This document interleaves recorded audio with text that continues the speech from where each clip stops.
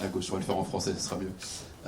Le PSG et le Bayern sont les deux meilleures équipes offensives, en tout cas en termes de buts dans cette compétition. Est-ce que cette demi-finale, c'est la promesse d'une double confrontation qui va être taillée pour les attaquants?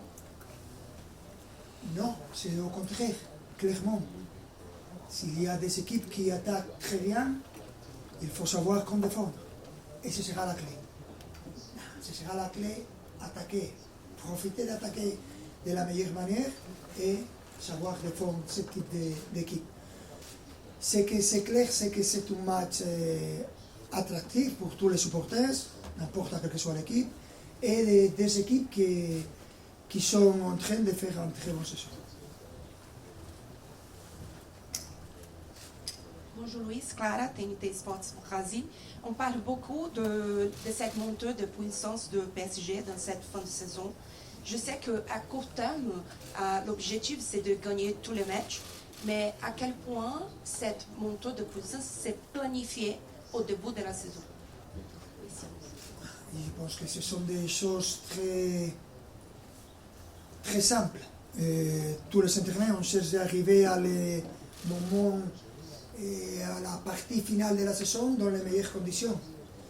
Et dans ce moment, on est en demi-finale et tous les joueurs sont prêts, à exception de Kentan Jantou, les restes sont prêts. C'est la magie de la Champions League qui donne de l'énergie spéciale à les joueurs et tout le monde veut être là et profiter de ce type d'éliminatoire.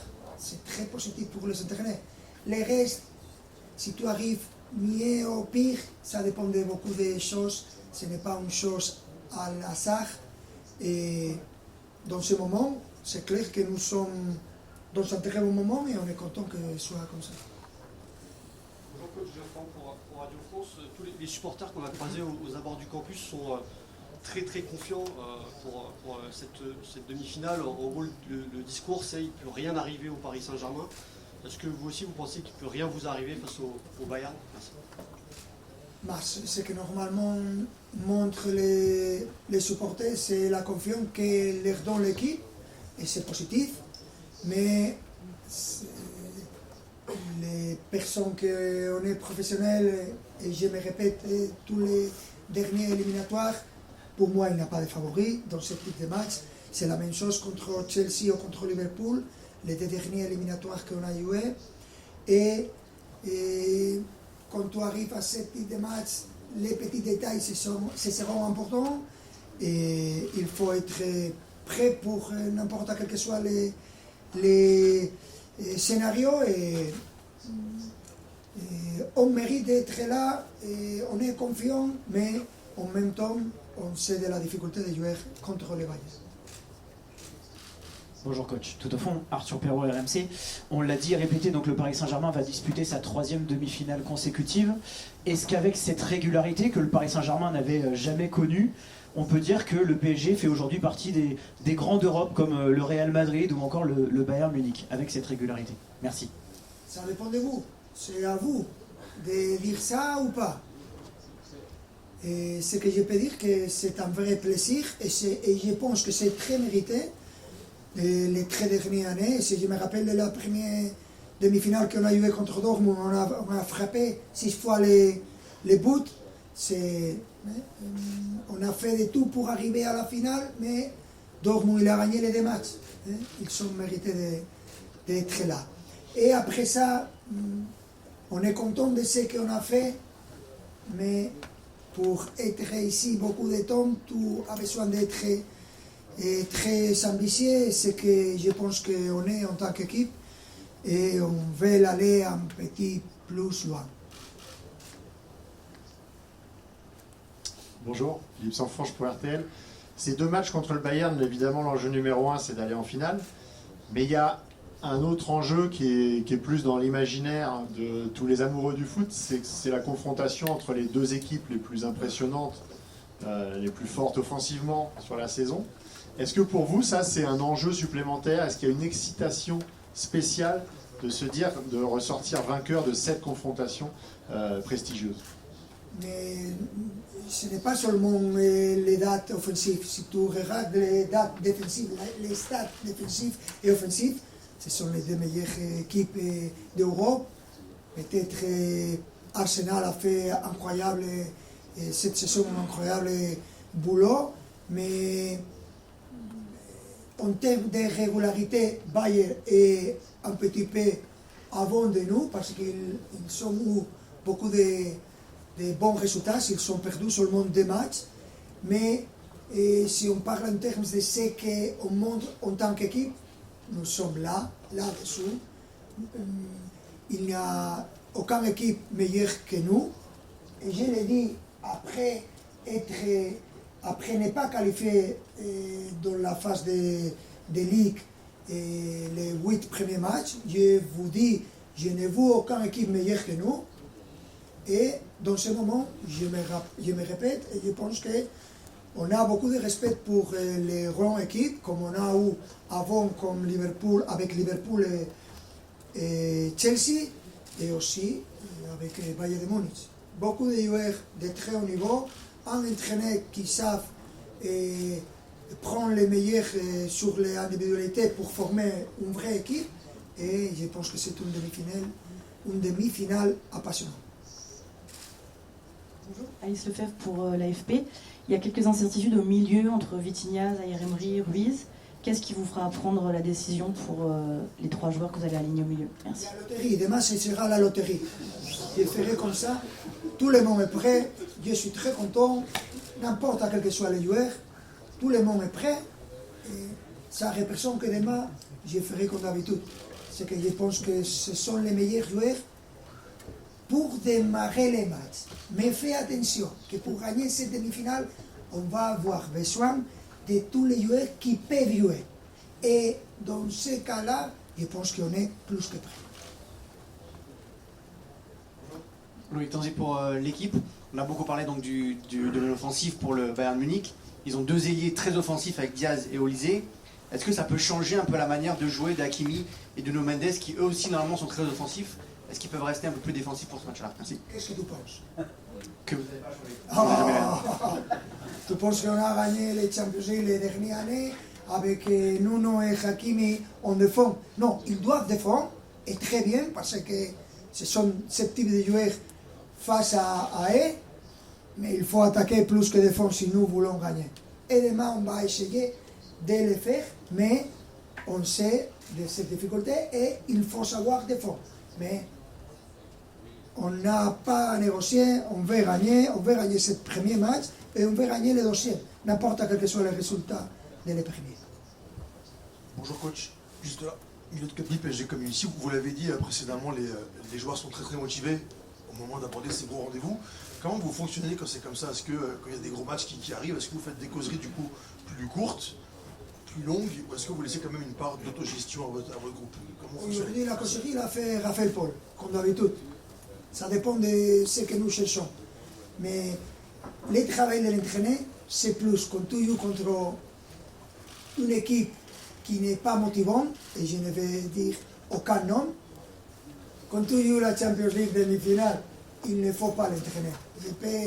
Je peux m'y aller à la maison, tout le monde est prêt, tout le monde sait qu'est-ce que nous devons faire, parce que l'on fait les 3 dernières années, et ce sont les matchs plus faciles à gérer, en tant qu'entraîneur.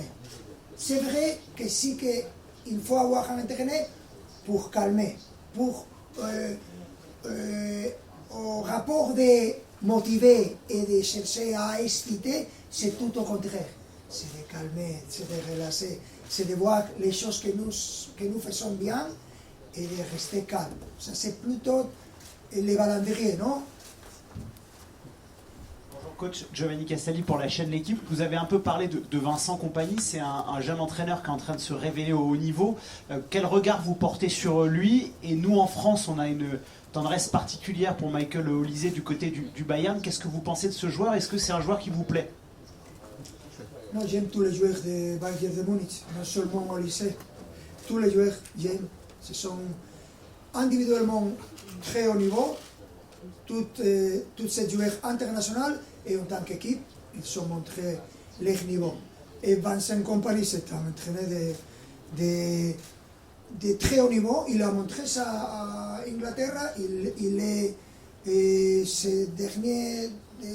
non, il y a 2 ans qu'il est entraîneur de Bayern de Munich, on a vu de vous quel type d'équipe et la difficulté à jouer contre eux. Et c'était une des équipes que j'aime le plus à voir parce qu'ils jouent tout le temps à l'attaque avec un nombre de buts incroyable et c'est très joli de voir ce type d'équipe. Et j'aime normalement tous les entraîneurs, mais spécialement les entraîneurs offensifs. Et il est, sans aucun doute, l'un des...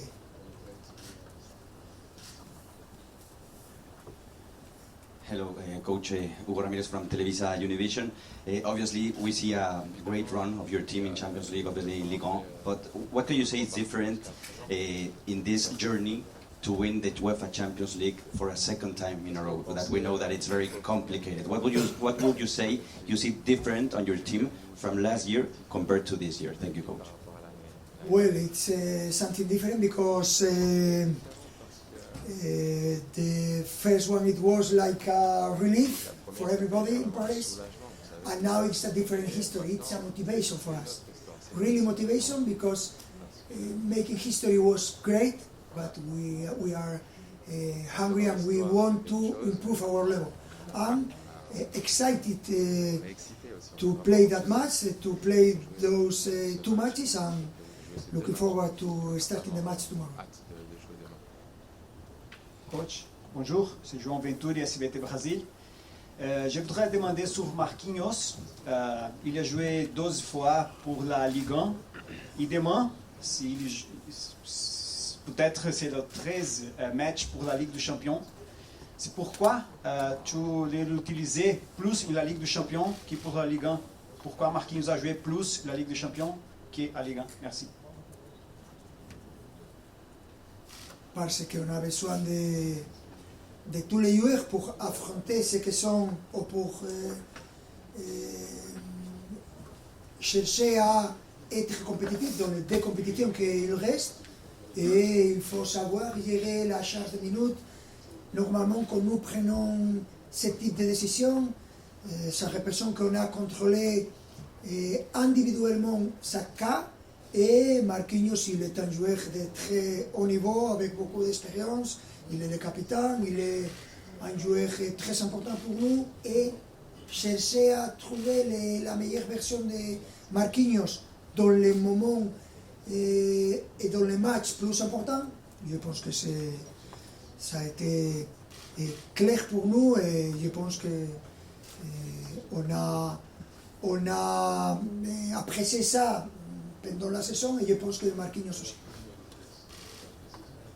Hola Luis, de este lado, Juanjo Rueda para Fox México, asking in English. We talk a lot about the importance of the presence of Vitinha tomorrow, but speaking about Bayern, who would you say is their system player, the soul of the team?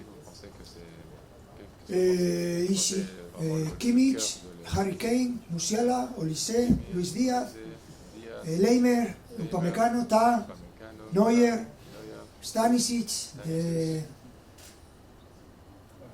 everybody's on the party. We try to think about those big matches thinking individually, and it's a big mistake. We can represent both teams, Bayern Munich and PSG, the team above all. Of course, about unbelievable players, and they are the stars. But the team is the key. And I think we are both teams clear example de what I say.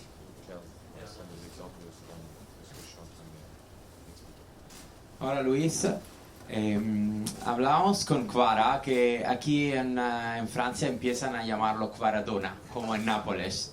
¿Tú también lo llamas así? Yo Kvaradona, de todo, yo le llamo de todo.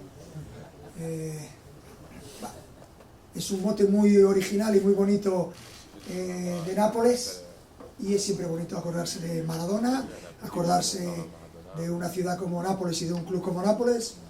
Y sí, Kvaradona, bromeamos mucho con los motes, bromeamos mucho con estas cosas, y Kvara es un jugador importantísimo para nosotros, no solo por su calidad futbolística, sino por lo que transmite como persona, y eso es mucho más importante.